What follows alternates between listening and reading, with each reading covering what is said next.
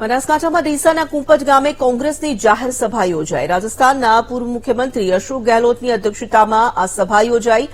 ચૂંટણી પ્રચારમાં ગેનીબેન ઠાકોરે વોટ અને નોટને લઈને નિવેદન આપ્યું।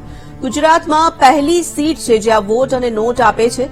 બનાસકાંઠાની જનતાનો ભરોસો જોતા લીડથી જીતીશું।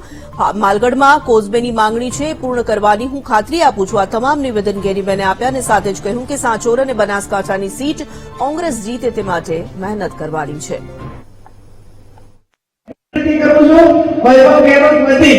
અને સાહેબ જ્યારે આપણે વચ્ચે આવે છે ત્યારે સાહેબ બનાસકાંઠાની સીટ એ ગુજરાતની અંદર સૌથી ટોપ 10 સીટ છે। અત્યારે તમામ મતદારો છે અને આ ગુજરાતની અંદર કદાચ પહેલી એવી લોકસભાની સીટ હશે કે લોકો વોટ અને નોટ બંને આપે છે।